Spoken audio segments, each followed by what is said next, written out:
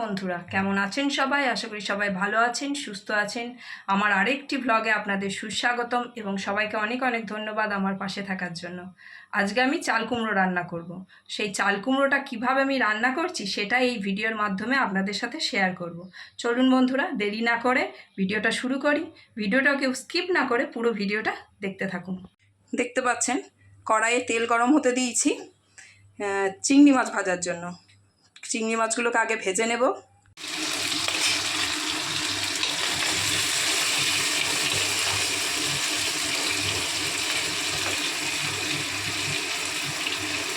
চিংড়ি মাছটা লাল লাল করে ভাজা হয়ে গেছে।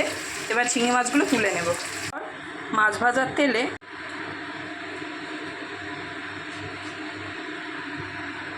পাঁচ ফোড়ন,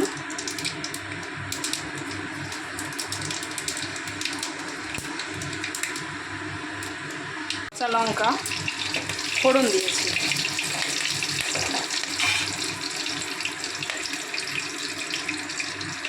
আমি তেলেই ফোড়ন হিসেবে রসুন বাটাটা দিয়ে দিচ্ছি, তাতে করে রসুনের কাঁচা ভাবটা, কাঁচা গন্ধটা কেটে যায়।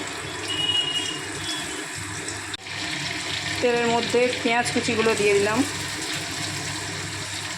এগুলো লাল লাল হয়ে ভাজা হয়ে গেছে। এবার এতে অ্যাড করব টমেটো কুচো। করে টমেটো এবং পেঁয়াজ ভেজে নেব। পেঁয়াজ এবং টমেটো ভালো করে ভাজা হয়ে গেছে। এরপর একে একে আদা বাটা,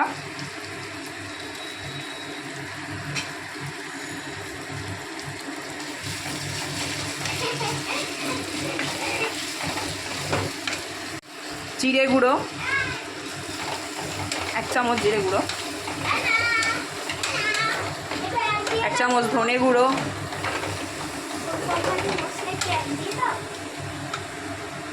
হলুদ গুঁড়ো পরিমাণ মতো। ভালো করে এগুলো দিয়ে মিক্স করে একটু কষাতে হবে যাতে মশলার কাঁচা গন্ধগুলো চলে যায়। জল দিচ্ছি যাতে মশলাটা না নিচে পড়ে যায়। একটু কাশ্মীরি লঙ্কা অ্যাড করছি, এটা অপশনাল, আপনারা দিতেও পারেন নাও পারেন। প্রায় মশলাটা কষা হয়ে গেছে। এরপরে তো আমি চিংড়ি মাছগুলো দিয়ে দিচ্ছি। চিংড়ি মাছগুলো দিয়ে একটুখানি কষে নেব।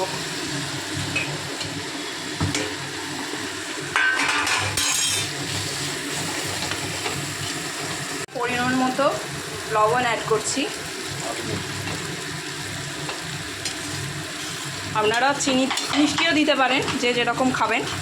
আমরা মিষ্টি খাই না বলে আমি মিষ্টি যোগ করলাম না। থেকে সেদ্ধ করে রাখা চাল কুমড়োটা দিয়ে দিলাম।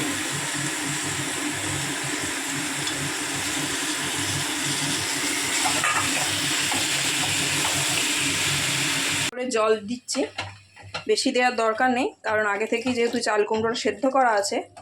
এবার জল দিয়ে মিডিয়াম আঁচে একটু ঢাকা দিয়ে দেব। চাল কুমড়ো রান্না প্রায় রেডি। ওপর থেকে গরম মশলা ছড়িয়ে নামিয়ে নেব।